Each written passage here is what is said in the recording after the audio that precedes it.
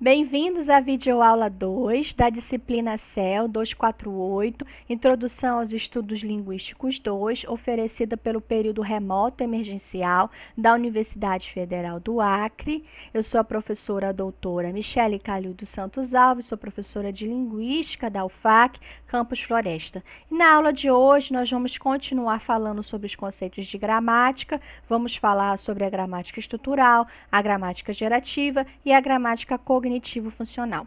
Vamos começar pela gramática estrutural. O estruturalismo ele vai nascer lá no iniciozinho do século XX, sob a influência das ideias de Saussure. Saussure era um professor de linguística geral lá da Universidade de Genebra.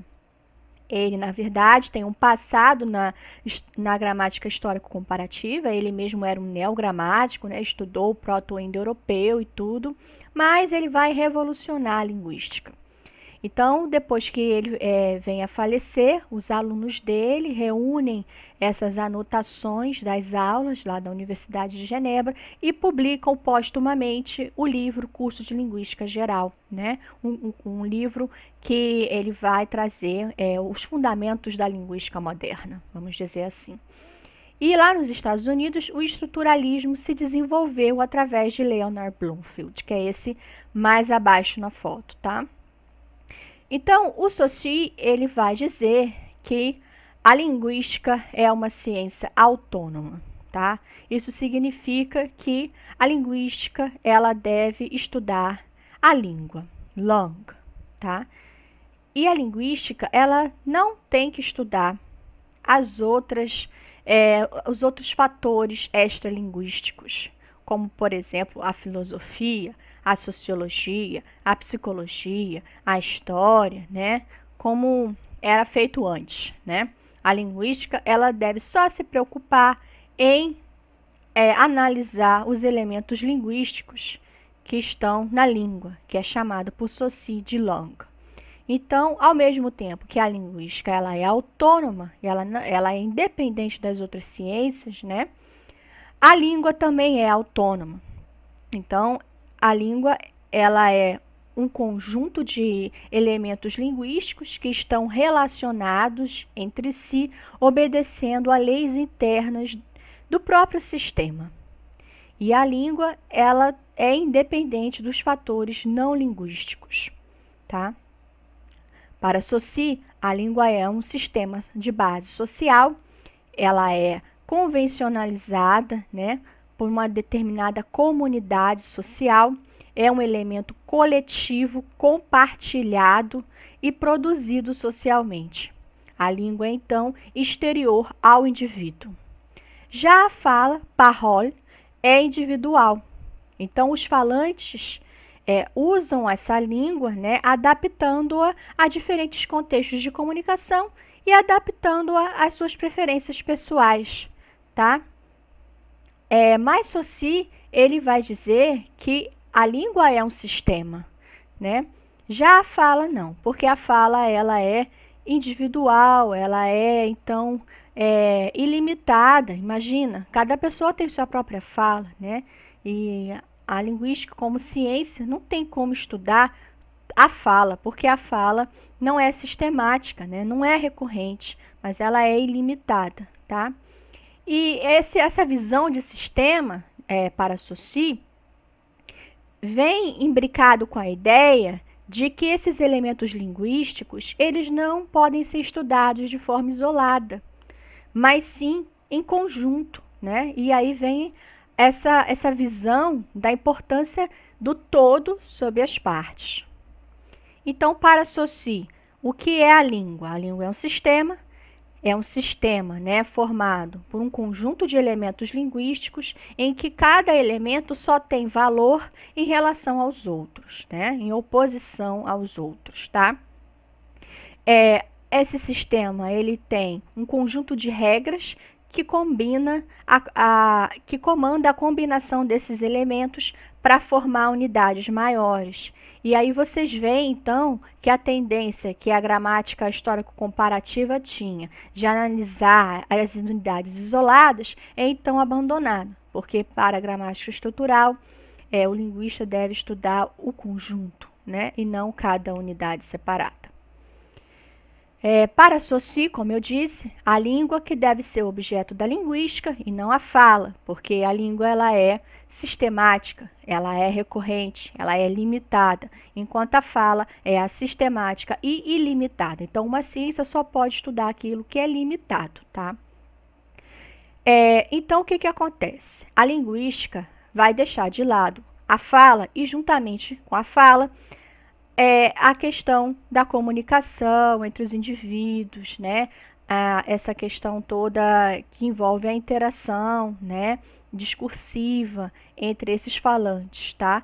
E vai se preocupar somente com esse conhecimento compartilhado que é o sistema, ok? Mas é claro que não vai jogar a fala fora, né?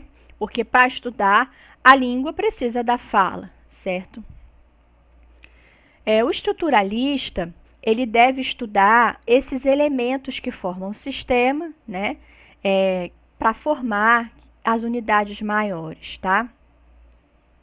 Então, os estruturalistas, eles vão descrever cada língua, porque cada língua é um sistema diferente. Então, por exemplo, os cliques e os estalidos, né, como nas línguas africanas, têm um significado nas palavras. O TH, né, do inglês, tem um significado na língua inglesa.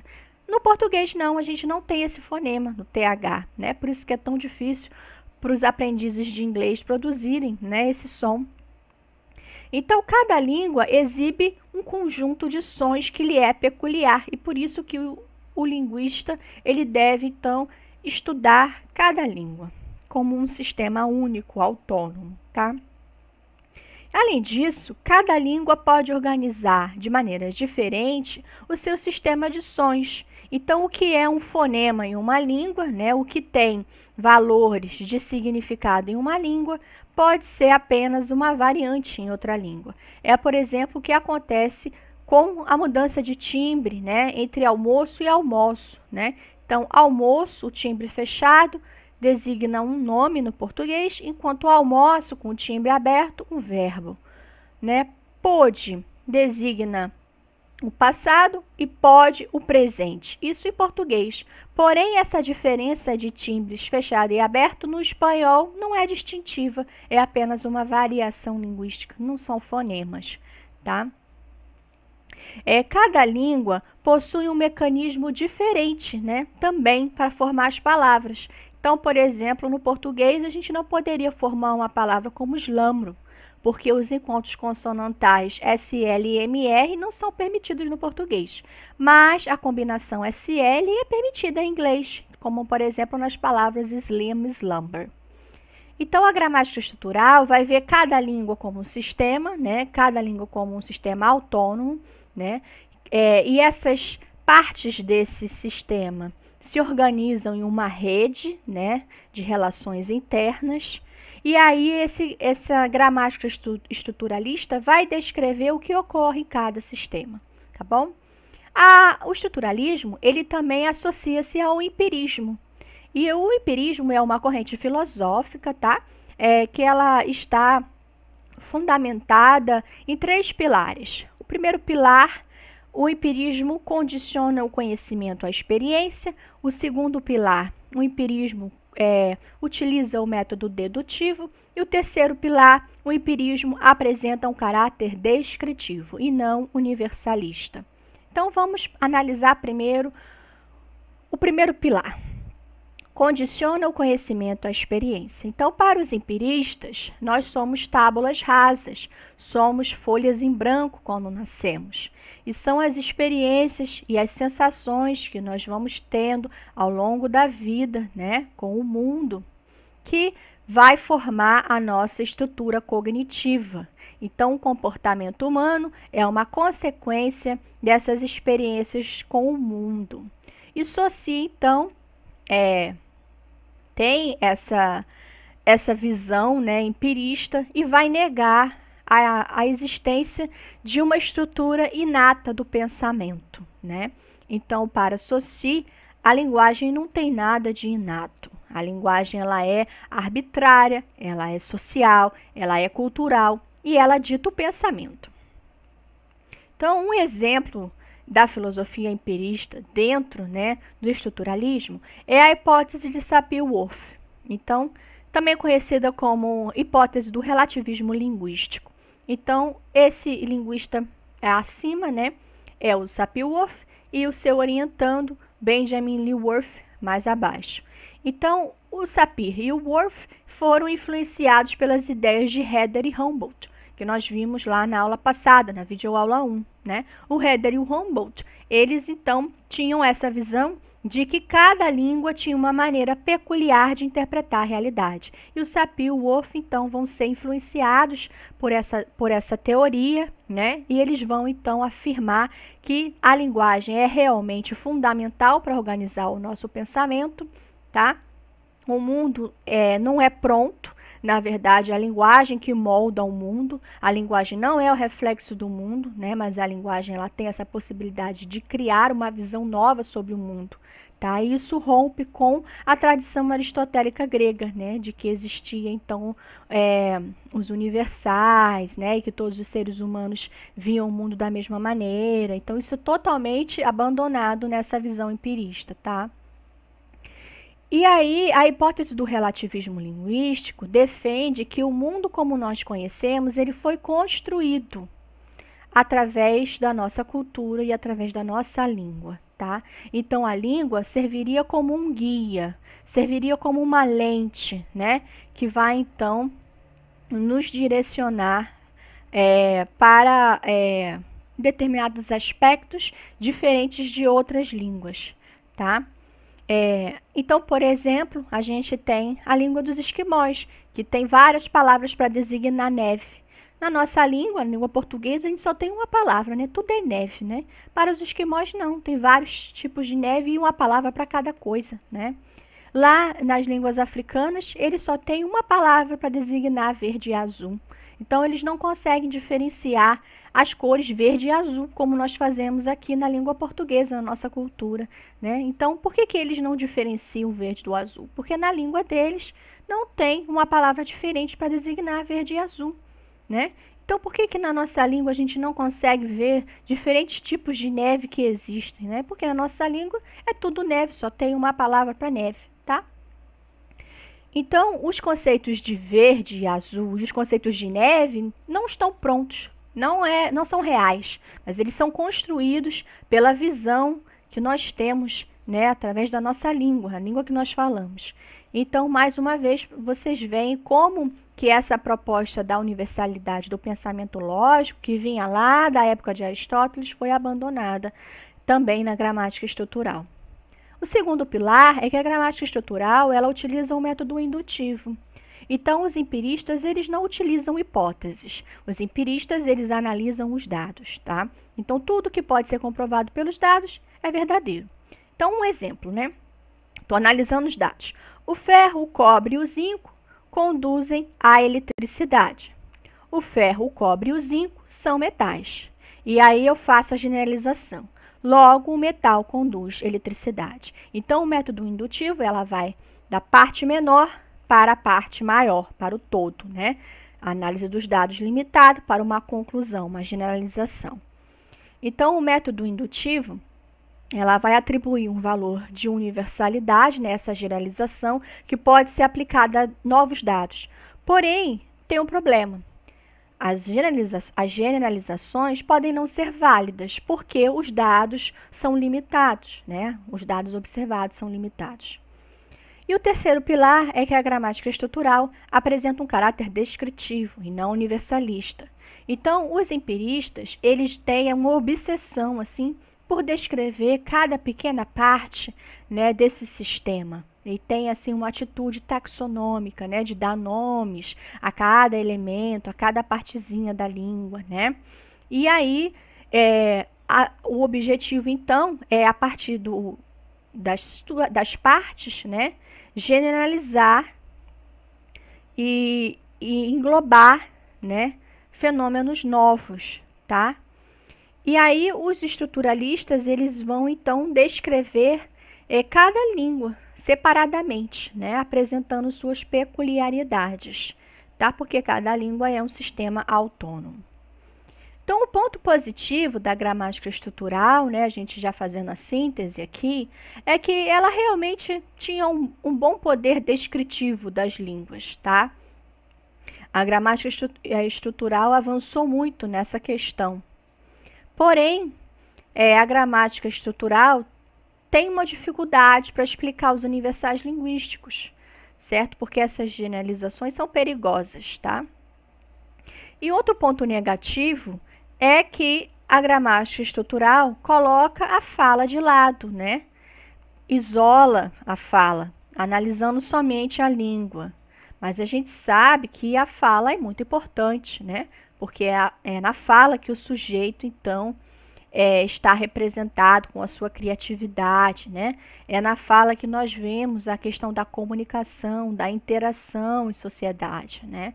Então, a gramática estrutural, ela acaba, infelizmente, né, ignorando esses fatores tão importantes para a compreensão da natureza da linguagem. Mas uma coisa muito importante que a gramática estrutural trouxe, né, é essa questão da autonomia da linguística, né, como uma ciência independente que é capaz de caminhar por suas próprias pernas, sem depender da história, sem depender da filosofia, né? Então é a primeira vez que a linguística então se torna uma ciência, né? Então é o nascimento da linguística moderna se dá com o estruturalismo, com Ferdinand de Saussure. Ok. Vamos agora falar sobre a gramática gerativa. Então, vamos avançar no tempo, né? Saímos lá do início do século XX e vamos para o meio do século XX, lá em 1957, com a publicação do livro Estruturas Sintáticas do linguista norte-americano Noam Chomsky, que é esse que vocês estão vendo mais acima na foto, tá? Então, o Chomsky vai revolucionar a linguística, assim como Saussure fez lá no início do século XX. E o Chomsky, ele então vai fundar a gramática gerativa. A gramática gerativa, ela vai vir como uma crítica profunda ao behaviorismo, que era a teoria em voga na época, que também tinha lá o seu pezinho no estruturalismo, tá? Principalmente o estruturalismo americano. Então, esse behaviorismo, ele tem uma origem na psicologia, né? E defende a ideia de que a linguagem ela é um comportamento aprendido, tá? Aprendido por repetição e por imitação. E que nós somos tábulas rasas, nascemos como folhas em branco, e aí vem a questão do empirismo, né? Presente dentro do behaviorismo. E que são as experiências com o mundo, né? Que vão desenvolver a linguagem em nós. E aí o Chomsky vai criticar essa ideia, né? Dizendo que a linguagem não é repetição, a linguagem não é um comportamento aprendido, né?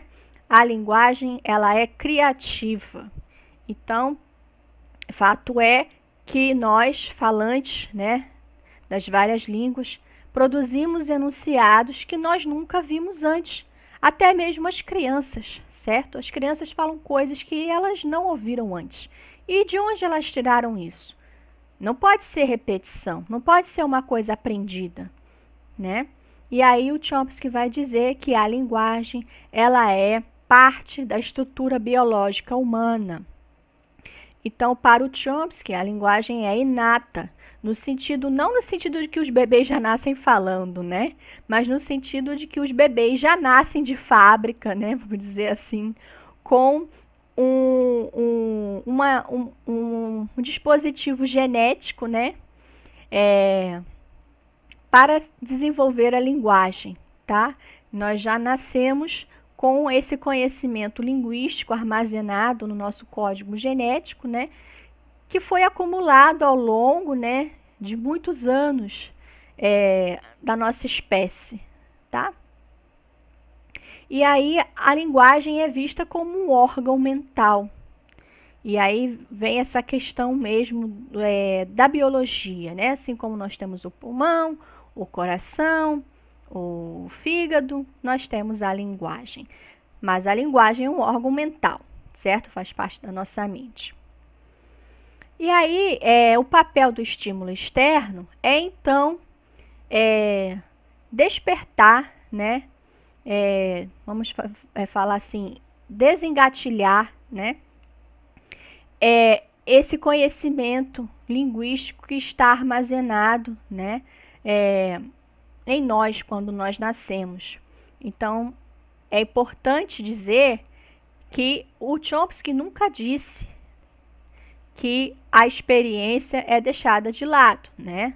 Não é isso. Nós nascemos com essa predisposição a desenvolver linguagem, a predisposição biológica, genética, mas que nós precisamos das experiências, né?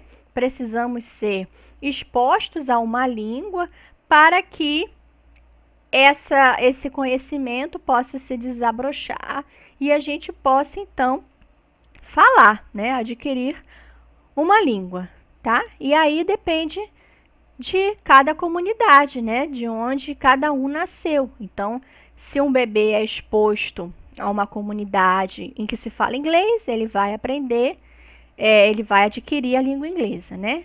Se ele for exposto numa comunidade em que se fala português, ele vai adquirir o português, né? Se ele for exposto a uma comunidade em que se fala inglês e português, ele vai adquirir as duas línguas, né? Então, ele vai ser um falante bilíngue, tá? E aí, essa experiência, ela vai estimular essa faculdade da linguagem, né? Que é esse conhecimento que nós já temos, né? Da linguagem conosco, armazenada no nosso código genético, né? E vai despertar, então, essa estrutura biológica, respeitando, obviamente, né, os princípios de cada língua a que nós fomos expostos, tá? Então, a gramática gerativa, ela vai analisar a estrutura gramatical das línguas, vendo-a como um reflexo de um modelo formal de linguagem pré-existente às línguas naturais. Então, a gramática gerativa, ela vai se preocupar com o que está na base das línguas, aquilo que é universal, que está em comum entre todas as línguas. Esse é o seu objeto de estudo verdadeiro, tá? Mas é óbvio que para chegar a esses princípios universais é necessário estudar as línguas separadamente, tá? A linguagem, então, passa a ser visto como um conjunto de princípios inatos universais, que se refletem na estrutura gramatical de cada língua. As línguas naturais, então, como o português, o japonês, Libras, etc., apesar de serem bastante diferentes aparentemente, apresentam muitas semelhanças em sua essência, porque refletem os mesmos princípios inatos da nossa espécie, tá? Que regem o funcionamento mental e gramatical da linguagem. Então, a gramática gerativa, ela vai se apoiar em dois princípios básicos, tá? O primeiro princípio é o do inatismo, ou seja, a gramática gerativa defende que existe uma estrutura inata, que é formada por um conjunto de princípios gerais e também um conjunto de padrões que podem ser variáveis a depender de cada língua, né? O Chomsky vai chamar naquela época de parâmetros, tá? Então, os princípios são gerais, que se refletem em todas as línguas, e os parâmetros são as variações entre as línguas, o que há de diferente entre as línguas. Tanto os princípios quanto os parâmetros estão presentes na gramática universal, nesse dispositivo que nós temos quando nós nascemos, né? Que vem com a gente de fábrica, vamos dizer assim. Então, tudo já, de acordo com o Chomsky, tudo já está lá previsto nessa gramática universal. Tanto os princípios quanto os parâmetros. Tanto as coisas em que as línguas têm em comum, quanto as coisas que as línguas têm de variação. Então, é necessário nós termos esse conhecimento, né, linguístico, chamado de gramática universal, que nos possibilita adquirir uma língua, somado aos dados da experiência linguística, para que a gente possa adquirir uma língua. Então, é GU mais os dados da experiência linguística que vai fazer com que nós possamos falar uma língua natural. A GU, ela vai transmitir os princípios gramaticais básicos para as diferentes línguas naturais. Mas essas línguas, elas não só têm esse conjunto de princípios, mas as línguas também apresentam os parâmetros, que são as diferenças de cada língua, né? Mas essas diferenças já estão elencadas, como eu disse, dentro desse leque de opções lá na AGU e vão ser ativadas, né, de acordo com a experiência linguística. Então, tudo que é princípio já vai direto para a nossa língua natural. Agora, o que é parâmetro vai depender desses dados de experiência linguística que vão ativar ou não cada parâmetro para então nós adquirirmos uma língua natural, tá? O segundo princípio é o da modularidade da mente. Então, a gramática gerativa, ela defende que a nossa língua é modular, que a nossa mente é modular, que é constituída de pequenas partes, tá? E essas pequenas partes, elas são caracterizadas, né, como sistemas próprios, que trabalham separadamente. Sistemas cognitivos, como a memória, né, a coordenação motora, a própria linguagem, a visão, a audição, tá? A concentração, a atenção, certo? E aí, cada um desses sistemas, cada um desses módulos tem uma estrutura própria. E aí, a ideia é de que esses módulos, eles atuam separadamente, tá? E eles só têm contato uns com os outros ao final, né? Quando o resultado de um passa para o outro, tá? A noção de modularidade associa-se a uma proposta localista, em que defende-se a ideia de que cada função está localizada em uma parte específica do nosso cérebro, tá? Isso é oposto à visão conexionista, que diz que o nosso cérebro não tem partes especializadas, né? Pelo contrário, o nosso cérebro ele funciona como um todo, né? Em que tudo está conectado, em que você teria aí um processador geral que processaria qualquer tipo de informação. Isso na visão conexionista. É como se você tivesse um programa de computador que fizesse de tudo, né? Ele escrevesse texto, ele fizesse cálculos, né? Ele fosse capaz de tocar uma música, tocar um vídeo, qualquer tipo de tarefa esse processador, esse software conseguiria fazer. Já na visão modular, existiriam então softwares próprios, né? Sistemas próprios. Então, por exemplo, um Word para fazer edição de texto, um Excel para fazer cálculos, né? Um Media Player para tocar uma música, certo? Tocar um filme e por aí vai, tá?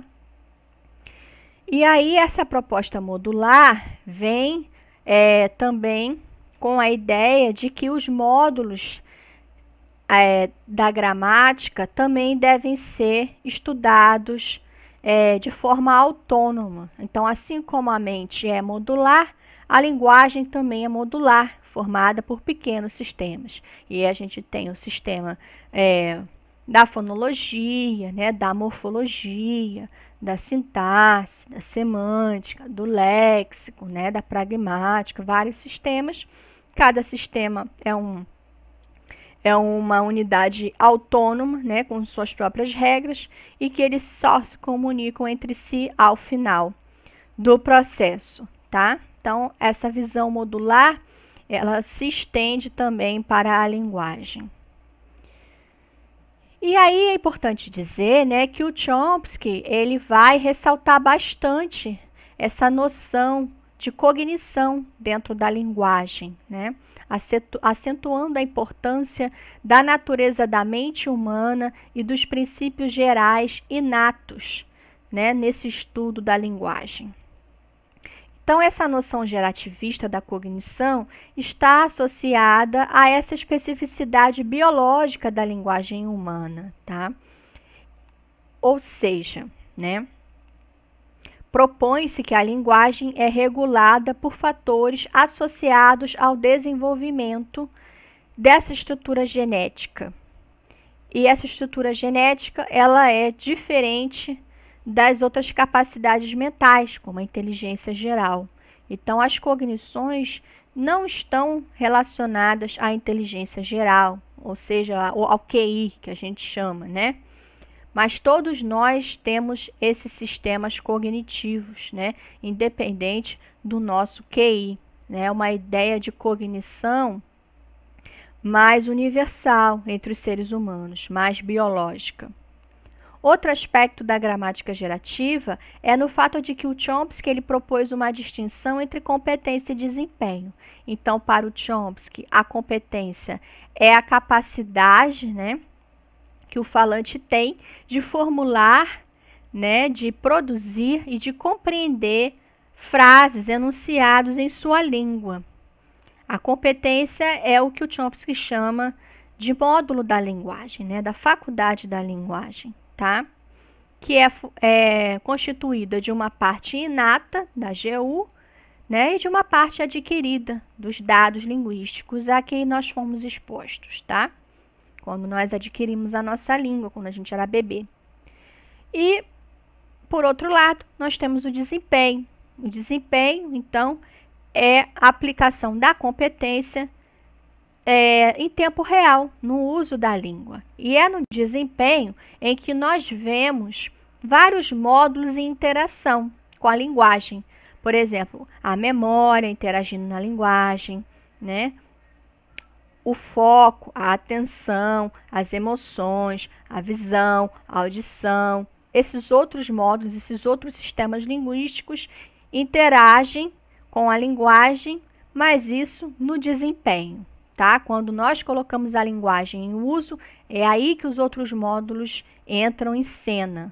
Já na competência, você tem ali uma capacidade linguística, né, mais autônoma, vamos dizer assim, né, isolada dos outros módulos, tá bom? Então, assim como o Saussure, o Chomsky também defende que o objeto da linguística é a competência, né? E não o desempenho. Então, mais uma vez, o sujeito, usuário real da língua, com as suas habilidades socio-interativas, ficam de fora dos estudos linguísticos. O Chomsky ele propõe uma noção idealizada de competência, baseada no falante ideal, né? Que utiliza-se de sua competência sem analisar o desempenho, né? O Chomsky ele só vai estudar a competência, que é esse conhecimento, né, abstrato que nós temos da língua, certo? E ninguém faz isso na vida real, né? Na vida real, nós utilizamos a língua, né, em situações concretas, né, de interação. Mas isso o Chomsky ele não vai estudar, né? O Chomsky ele então vai só se preocupar com essa visão abstrata, idealizada da linguagem, tá? Mas o programa gerativista, ele vem se desenvolvendo, né, ao longo dos anos, e na sua versão mais moderna, o Chomsky ele faz uma aproximação entre competência e desempenho, tá? Então, antes, o Chomsky ele só estudava a competência, né? Ele descartava o desempenho. Ele dizia que a linguística só devia estudar a competência. Mas, hoje em dia, o próprio Chomsky já vai levar em conta as interfaces linguísticas, né? Como o nosso aparelho fonador, como a nossa visão, a nossa memória, né? As questões mais relacionadas ao desempenho. Então, a competência e o desempenho estão agora mais próximos nessa versão mais nova da teoria chomskiana. Porém, essa diferença ainda é considerada, tá? Pelos gerativistas, mas trata-se de uma diferença de conceitos. Então, por exemplo, a competência seria o que nós sabemos, né? O conhecimento que nós temos da linguagem, e o desempenho seria o que nós fazemos com esse conhecimento. Então, o que se sabe é efetivamente diferente do que se faz com a linguagem. E é importante também dizer que o gerativismo ele vai então se apoiar na corrente filosófica do racionalismo. Então, enquanto o estruturalismo se apoia no empirismo, o gerativismo vai se apoiar no racionalismo. E o racionalismo, então, tem as seguintes características. A primeira, a razão é a fonte do conhecimento. Existem ideias inatas. Então, para os racionalistas, o centro de tudo é a razão. O conhecimento está na razão. E aí eu trouxe para vocês, né, o Descartes, que tem aquela frase famosa, né, penso, logo existo. Ou seja, a razão no centro, né, de tudo, no centro da existência humana. E não a experiência, tá? Então, os racionalistas, eles acreditam na existência de uma estrutura inata. E aí os gerativistas vão, então, buscar, como eu falei, esses aspectos linguísticos inatos, os universais, deixando de lado as questões sociais e interativas do uso concreto da língua em situações reais de comunicação. Os gerativistas focam a sua atenção nos princípios do AGU, né, na competência linguística, deixando o desempenho linguístico de lado, tá? E para os gerativistas, a experiência só fica restrita a uma mera participação, vamos dizer assim, né, para estimular, como eu falei para vocês, essa GU e então fazer com que nós consigamos adquirir uma língua. E a segunda coisa importante para os racionalistas é que eles utilizam o método dedutivo. Então, a gramática gerativa utiliza o método dedutivo, ou seja, a gramática gerativa trabalha com hipóteses, né? E aí são feitas tanto experiências, né, quanto observação de dados para se confirmar essas hipóteses. Então, o método dedutivo, ele vai partir de uma verdade universal, né, uma hipótese geral, para uma verdade menos universal, para os dados, tá? Então, vai da hipótese para os dados para confirmar as hipóteses. É o caminho inverso do método indutivo, né, que nós falamos lá na gramática estrutural. Então, um exemplo, né? Todos os humanos são mortais. Generalização, né? Os gregos são humanos. Aí eu venho, né? Diminuindo o escopo. Logo, os gregos são mortais, certo? Então, o método dedutivo, ele vai, então, do todo para as partes, tá? Menores. E, além disso, o racionalismo, ele apresenta um caráter explicativo e universalista. O racionalismo, né, ele vai avançar, ele não vai só descrever, como a gramática estrutural fazia, né, mas ele vai explicar a linguagem, né, formulando hipóteses teóricas capazes de predizer novos dados.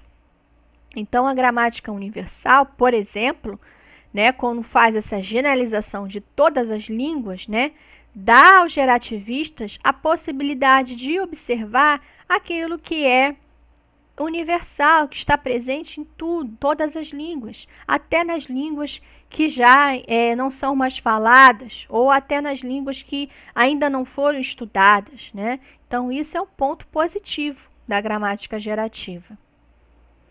A gramática gerativa também tem um outro ponto positivo, é que ela abandona essa concepção empirista da linguagem. Por quê? Porque as experiências realmente não conseguem explicar a nossa aquisição da linguagem, né? De fato, a gente não depende só das experiências para a gente falar, para a gente produzir os nossos enunciados.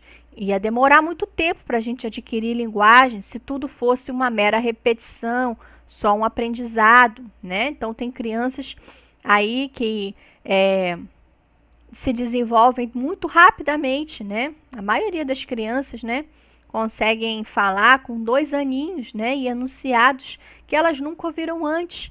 Então, não é só a experiência, né? E a gente sabe que tem algumas famílias que nem estão nem aí, né, para estimular a criança, e mesmo assim a criança consegue adquirir uma língua, né? Então, não é a questão de ensino e aprendizagem, não é questão de imitação dos adultos, certo? A linguagem, ela vai se desenvolver, né? Desde que tenha, claro, tem que ter estímulo, né? Mas não precisa ter alguém ali, vai bebê, repete isso, repete aquilo outro o dia inteiro, né? Ninguém faz isso, né? Nem as mães mais neuróticas, tá? Então, nós sabemos que os seres humanos não decoram, não aprendem, não repetem os estímulos externos, né? Os seres humanos, eles têm essa capacidade criativa da linguagem, tá? De formar um número infinito de frases, né, inéditas, que nós nunca ouvimos, a partir de princípios linguísticos finitos. É o que a linguística gerativa chama de infinitude discreta. E um outro ponto positivo é que a linguística deu um passo avante, né, em direção a uma teoria que é capaz de descrever um conjunto de dados que não foram ainda observados e explicar esses dados, não apenas descrever, né? Um ponto negativo, porém, é que, mais uma vez, os aspectos socio-interacionistas do discurso foram deixados de lado, porque os gerativistas, eles acabam se focando na competência, né, e não no desempenho. E aí exclui-se questões como variação linguística, mudança linguística, porque tem essa visão da linguagem autônoma, né? Enfim, independente dos elementos não linguísticos, elementos sociais, culturais, né? Tudo isso, então, é deixado de lado e a gente tem essa visão mais restrita da linguagem, tá? Vamos falar agora da nossa gramática cognitivo-funcional. É o nosso último tema, né? Dessa aula. O termo cognitivo-funcional está sendo aplicado aqui para designar um conjunto de propostas bem diferentes, de naturezas distintas, mas que todas elas adotam princípios em comum. Por exemplo, todas priorizam o uso da língua. Elas observam não apenas o nível da frase, como era feita na gramática gerativa, que dizia que a gramática era formada por um conjunto de frases, tá? A gramática cognitivo-funcional vai analisar o nível do texto do discurso. Além disso, a gramática cognitivo-funcional vai ter uma visão dinâmica das línguas, observando a criatividade do falante para se adaptar às estruturas linguísticas nos diferentes contextos de comunicação.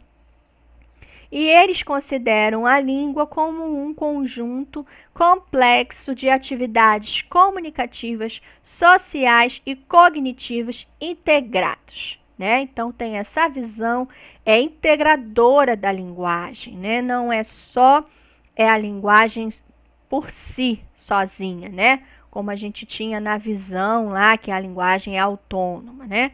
Pelo contrário, a linguagem ela está integrada com fatores de ordem social, com fatores de ordem cultural, de ordem do discurso e por aí vai. Então, desse modo amplo, a gramática cognitivo-funcional vai ver que a linguística ela precisa, então, se apropriar, né, e ver a comunicação como um todo, né? Analisando o evento de fala, os participantes, o contexto discursivo e não apenas ali as questões formais, né? A forma da linguagem, os fenômenos estruturais. E então, dentro da gramática cognitivo-funcional, a gente vai ter várias teorias, né? Que nós podemos, então, dar exemplos como o funcionalismo, a linguística sociocognitiva, a linguística textual, a sociolinguística, a linguística sociointerativa. Então, são várias correntes linguísticas que estão abarcadas dentro desse rótulo gramática cognitivo-funcional. Então, isso é importante, tá? Segundo a gramática cognitivo-funcional, a situação comunicativa motiva a estrutura gramatical. Então, essa abordagem formal, estrutural, né, vista lá pela gramática estrutural e pela gramática gerativa, é deixada de lado, tá? Porque elas tinham uma visão inadequada e limitada, né, a dados artificiais de língua. Então, a gramática cognitivo-funcional vai dizer, por exemplo, que não se pode diferenciar a competência do desempenho, né? Porque não tem como você estudar a língua sem estudar o discurso, sem estudar o seu uso concreto, né, em situações reais de comunicação. Essa visão de estudar a língua sozinha, sem os fatores não linguísticos, é uma visão artificial, né? Isso não corresponde à realidade. Quando nós falamos, nós fazemos uso da gramática, tá? Dos procedimentos, né, necessários para nós utilizarmos os elementos linguísticos em situações reais de comunicação. Porém, essa gramática está ali sendo influenciada, né, altamente influenciada pelos contextos de comunicação. Então, a gramática, ela não pode ser estudada isoladamente, visto que a gramática só é posta em uso, né, quando se associa a outros tipos de fatores, né, associados ao discurso, à interação comunicativa, certo? E aí nós temos, então, uma visão de gramática que está sendo, então, o tempo todo modificada, moldada pelo uso linguístico, pelo discurso. Então, a gramática, ela se alimenta do discurso e o discurso se alimenta da gramática, né? Aí existe uma relação simbiótica entre os dois. Um não existe sem o outro. A gramática não existe sem o discurso, né? E o discurso não existe sem a gramática. Nós precisamos da gramática para nos comunicarmos e a gramática, ela é moldada pela comunicação, pela interação, né, entre esses indivíduos, né, esses sujeitos, tá? Então, nós temos aí uma visão dinâmica da gramática, tá? Que a gramática, então, ela está sendo associada à subjetividade dos falantes, ok? E aí é dessa repetição, né, desses padrões que são utilizados pelos falantes no uso, né, no discurso, que emerge a gramática, tá? Então, na verdade, esse mecanismo, né, não é arbitrário, tá? O mecanismo da gramática e do discurso não é arbitrário, porque eles dependem de atividades, de habilidades essencialmente humanas. Então, a primeira habilidade que está aí regendo essa relação entre gramática e discurso é a natureza sociointerativa, ou seja, a nossa habilidade de compartilhar informações com nossos semelhantes e nos engajarmos em atividades compartilhadas, né, para o processo comunicativo acontecer, tá? Então, existe aí uma interação entre o eu e o outro, né, em que eles compartilham conhecimento, né, e estão também produzindo novos conhecimentos. Então, por exemplo, numa loja de eletrodomésticos, né? Nesse seguinte contexto, tá? E um cliente acabou de comprar uma TV, esse de preto. E aí ele chega para o vendedor, que é esse de vermelho, e diz: esta TV não está funcionando. E aí o vendedor fala: não há problema, senhor, vamos providenciar a troca do aparelho. Então, quando o cliente fala: esta TV não está funcionando, o vendedor não vai falar, ah, tá bom, valeu. Não é isso, né? O vendedor vai entender essa frase dentro do contexto como um pedido para que o aparelho seja trocado. Ou seja, nós só podemos interpretar os enunciados a partir do seu contexto comunicacional, a partir dos fatores interacionais, né, próprios das práticas sociais, né? Então, cada cultura ali vai ter um jeito diferente, né, de analisar cada contexto linguístico. Então, por exemplo, quando você pergunta, você sabe que horas são, né? E aí a pessoa vai dizer, ah, sei sim. Logicamente que essa pessoa não faz parte de uma cultura, por exemplo, aqui do Brasil, né? Porque no Brasil, quando você pergunta, você sabe que horas são? A pessoa vai responder, ah, são 7 horas, por exemplo, né? Então, ela vai interpretar esse você sabe que horas são, a depender do contexto. Agora, por exemplo, quando você chega de madrugada em casa, né? E seus pais estão lá preocupados com você, te esperando, e sua mãe fala, você sabe que horas são? Você não vai falar, ah, são 4 horas da manhã. Você não vai falar isso, né? Porque nesse contexto, você sabe que horas são, já tem outro significado, outro sentido, certo? Então, depende, os enunciados, a gramática, depende do discurso, né? Depende desse contexto comunicacional, tá? O segundo tipo de habilidade que está envolvida nessa relação entre gramática e discurso é a questão da nossa mente, tá? E a nossa mente, ela não funciona isoladamente. Pelo contrário, a nossa mente, ela está em funcionamento interativo com vários outros fatores, né? Como, por exemplo, o nosso corpo, tá? Então, são as nossas experiências sensório-motoras, né? O movimento, né, do nosso corpo, o espaço, né? As questões os objetos à nossa volta, as sensações, né, que nós temos na experiência com o mundo, que vai moldar a nossa mente. Então, por exemplo, quando a gente pensa em café, né? A palavra café. E aí não é só aquela imagem do café abstrato, né? Pelo contrário, quando a gente fala café, a gente vai pensar em várias sensações, né? Vai lembrar do cheirinho do café, né? Do gosto do café, né? Da temperatura do café, aquela xícara quentinha, né? Vai lembrar da questão do café, né? Como um elemento que une as pessoas para uma conversa, né?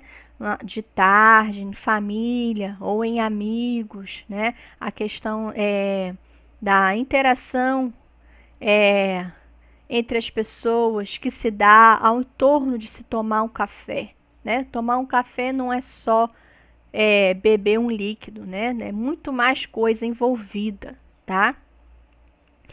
E aí, uma das metáforas que existe, né, que é bastante estudada dentro da gramática cognitivo-funcional, é a metáfora espaço-discurso, que está na base da gramaticalização de alguns conectivos do português. Então, nós vamos agora ver um exemplo. O tempo fechou. Isso vai me fazer usar o guarda-chuva. Então, a gente tem aí o pronome isso, que originalmente, né, é um deítico, né, para localizar objetos. Então, isto, isso, aquilo, né? Então, a gente utiliza para localizar os objetos, tendo como referência os participantes, né? Então, um isso é aquilo que está longe, né, de quem está falando, tá? Um pouco mais longe do que o isto. Porém, o isso, na língua hoje, tem outro valor. Um valor de retomar uma informação mencionada no texto. Então, quando eu digo o tempo fechou, isso vai me fazer usar o guarda-chuva, o isso está se referindo ao tempo fechou. Então, nós temos aqui uma extensão, né, do domínio espacial, que o isso era utilizado para localizar os objetos, para o domínio textual, utilizado então para localizar elementos do texto. E esse processo, ele é altamente produtivo nas línguas naturais. Então, a nossa mente, ela então funciona com essa integração, né, de espaço e discurso, né, de vários domínios diferentes, certo? E aí, então, a gente pode utilizar-se de uma organização do nosso corpo, né, do mundo físico, para caracterizar um universo mais abstrato, que é o do texto, tá? Então, é a partir desse valor anafórico que o isso vai ter também um valor de conjunção, por exemplo, no por isso, né, que é uma conjunção do português, conjunção conclusiva, né? Então, nós temos assim, o tempo fechou, por isso usei o guarda-chuva, né? Então, esse processo também é altamente produtivo nas línguas. Quando a gente, então, lança a mão de uma experiência humana mais básica, que é do espaço, né, para formar um conceito mais abstrato, né, mental, uma conclusão, né, no nosso discurso, tá? Para vocês verem como corpo e mente estão conectados, tá? E isso recebe o nome de realismo corporificado. Então, como o nosso primeiro contato com o mundo é através do nosso corpo, né, dos nossos sentidos corporais, é a partir daí que várias extensões de sentido são estabelecidas. Então, o nosso corpo é importante para nós percebermos o mundo, né? Não só o mundo, o discurso. A mente, então, não pode ser separada do corpo. O pensamento é corporificado. A nossa mente funciona a partir dessas relações físicas do nosso corpo, tá? E corpo e mente estão totalmente associados, né? Lembra que eu falei do café, né? Quando a gente pensa em café na nossa mente, o que que vem? Um monte de sensações físicas, tá? Que tem a ver com o nosso corpo, do paladar, do tato, né? Do olfato, a questão das emoções, né? Das memórias, né? Que o café pode trazer da infância. Então, o pensamento é corporificado porque a sua estrutura e sua organização estão diretamente associados à estrutura do nosso corpo, bem como as nossas restrições de percepção e de movimento. E aí, a gente agora vai se focar mais nessa questão do realismo corporificado, né? E nós vamos, então, falar sobre algumas características desse realismo corporificado. A primeira questão do realismo corporificado é que ele abandona a dicotomia empirismo e racionalismo. Então, lá na gramática estrutural, a gente tem o viés empirista, né? A visão filosófica dos empiristas. Mas no racionalismo a gente tem a visão filosófica dos racionalistas. Porém, a gramática cognitivo-funcional, ela não é nem empirista e nem racionalista, né? Ela evita esses extremos. Por quê? Porque, segundo ela, é impossível distinguir aquilo que é inato daquilo que é aprendido. Então, por exemplo, os bebês aprendem parte do sistema intoacional no útero. E então, isso é o quê? É aprendido ou é inato? Não tem como saber, né? A gramática cognitivo-funcional adota a concepção de que existem universais conceituais, mas eles não motivam os conceitos humanos, tá? Eles não têm a capacidade de prever os conceitos humanos de forma determinante, como os racionalistas diziam. Os universais conceituais da gramática cognitivo-funcional não determinam de modo fechado e definitivo o conceito humano, porque eles se concretizam em situações reais de interação social e são influenciados por fatores socioculturais. Então, eu gosto de dar o exemplo, né, do cesto. O cesto, em várias culturas, né, tem o mesmo valor. Armazenar objetos, alimentos, né, tem basicamente a mesma forma, né, sempre virado para cima, né, ninguém vai usar um cesto embocado para baixo, né. Então, isso é universal conceitual, né? Em todas as culturas você vai ter um cesto, mas não porque isso é inato, tá?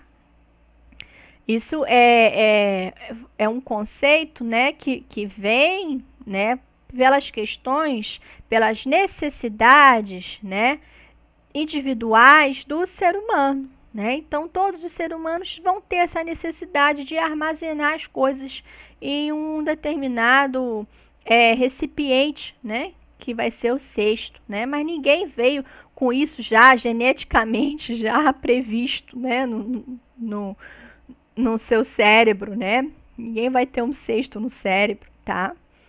E aí são essas questões sociais que também influenciam. Então você pode ter um cesto de palha, né, uma comunidade rural, uma indígena, um cesto de plástico, né, numa comunidade mais urbana, né? Vários designs. Então, vocês verem como os universais conceituais podem ser modificados, né, pela questão cultural e social, tá? A gramática conceitual funcional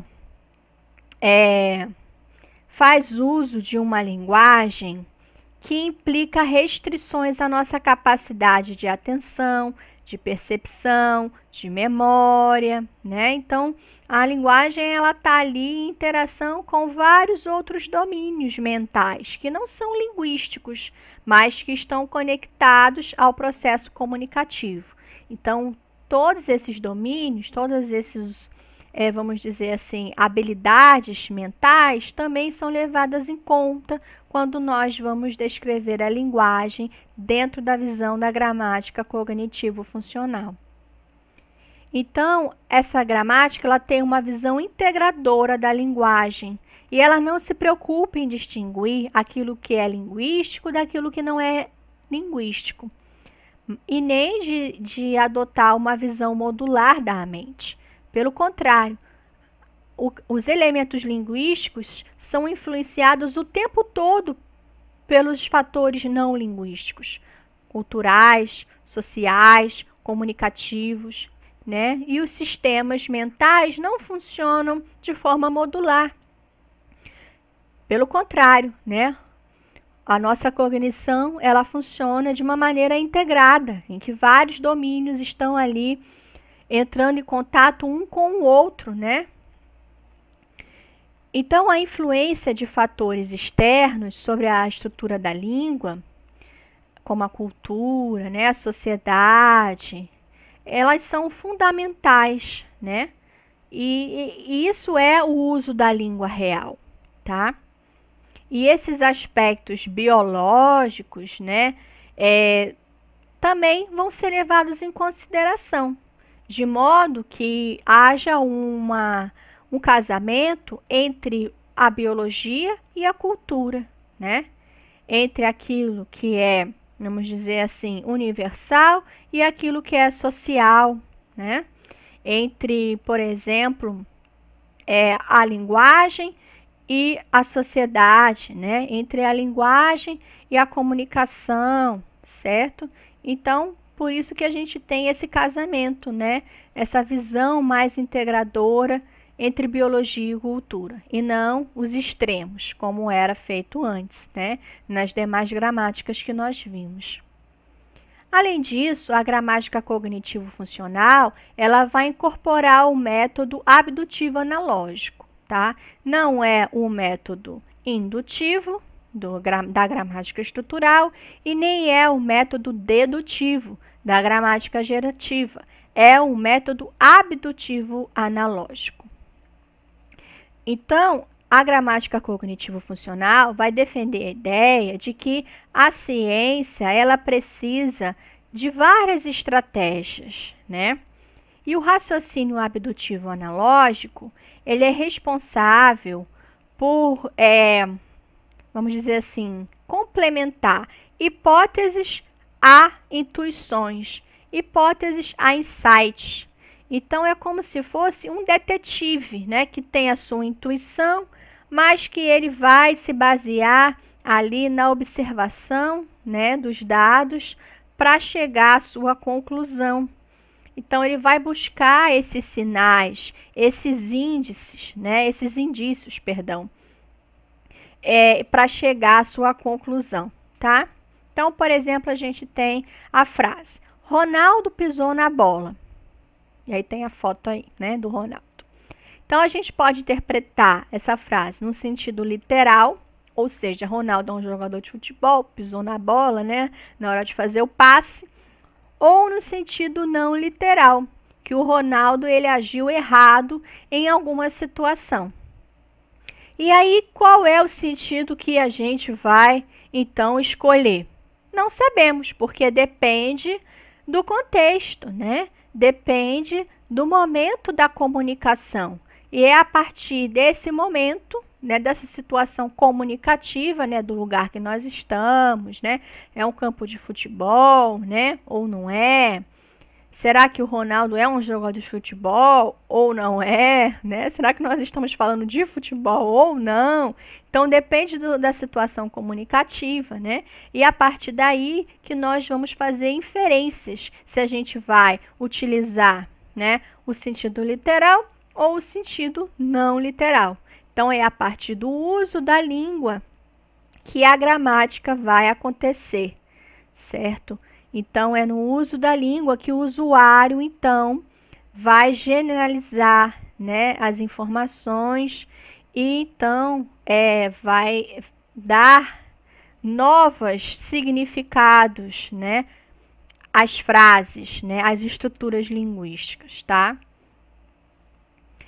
Então, a gramática cognitivo-funcional, ela vai buscar uma relação estável, né, entre a gramática e o discurso, tá? Entre as funções e o contexto pragmático discursivo, através da observação, da repetição, né? Então, não é uma bagunça, né? Você precisa observar os dados. E também tem a questão da intuição do linguista, certo? E a gramática, o método abdutivo analógico também vai apresentar um caráter explicativo e universalista. Então, o método abdutivo analógico, ele vai explicar, não só apenas descrever, como a gramática gerativa faz, tá? E esse universalismo para a gramática cognitivo-funcional é diferente do universalismo gerativista, porque é um universalismo que não está apenas na biologia, na genética, né, do ser humano, mas está nessa relação do ser humano com a cultura. Então, tem essa questão do casamento, né, da biologia e da cultura, daquilo que é, vamos dizer assim, próprio do ser humano e das relações sociais dos seres humanos, tá? Então, a gramática cognitivo-funcional vai acreditar na existência dos universais conceituais, porém, eles não são inatos, mas eles são construídos, né, a partir das relações na comunidade, tá? E aí, por ter essa questão social, né, podem ter diferenças de comunidade para comunidade, de língua para língua. E por isso que o linguista, então, deve fazer essa observação empírica, né, dos fatos linguísticos, como um detetive mesmo, tá?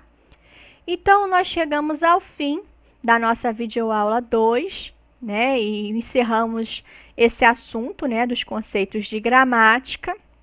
Como vocês viram nesses dois vídeos, né, esses dois vídeos fizeram um resumo, né, da evolução, né, dos conceitos de gramática ao longo do tempo, né? Então nós começamos lá na tradição grega, né, da gramática tradicional, certo? E aí fomos passando por várias transformações, né?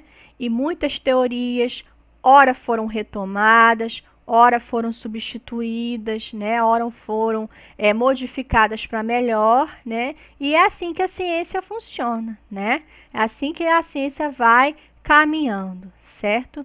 Essa evolução na ciência, ela é normal e ela é uma vantagem, né? Então, a gente tem vários vieses, né? Várias maneiras de se olhar o mesmo fenômeno. Então, a gramática, né, o funcionamento da língua, ela pode ser vista sob vários pontos de vista, né? O ponto de vista lá da gramática tradicional, o ponto de vista lá da gramática gerativa, né? O ponto de vista da gramática estrutural, o ponto de vista da gramática cognitivo-funcional, certo? São vários pontos de vista. E aí, nós estudamos um pouquinho sobre cada um deles, tá? Então é isso, me despeço por aqui e até a próxima aula. Um abraço!